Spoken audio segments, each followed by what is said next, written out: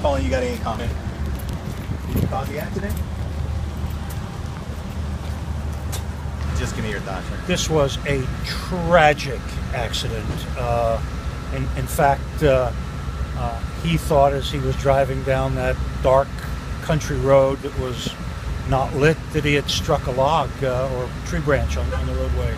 He had no idea that it was this young man until the police had come the next day and told him about it. Well, how did they answer then the fact that, I mean, just in the affidavit, what they're saying in the court records, that there was a cigarette found by the victim and that cigarette matches with your client? Well, I don't know how that is going to be answered to.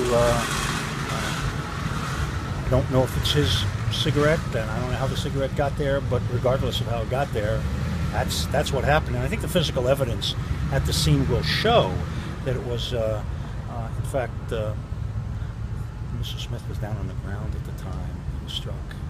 It was most unfortunate. There's a deep backstory to this in terms of how Smith got to where he got to, and it's best left for a courtroom or other circumstances. But he was the damage to the car was at low bumper level. The damage to Mr. Smith was just the side of his head.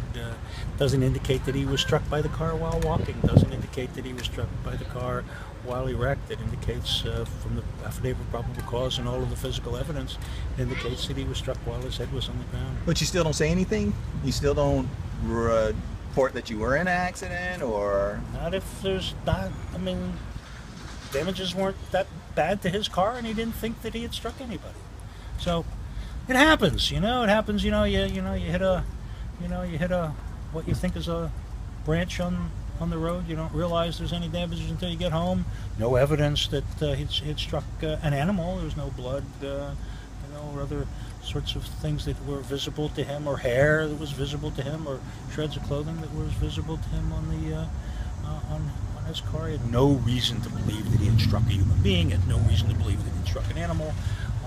He simply had no reason to believe that it was a reportable incident. So until the next day, when the police came and told him the whole story, and then it all became clear.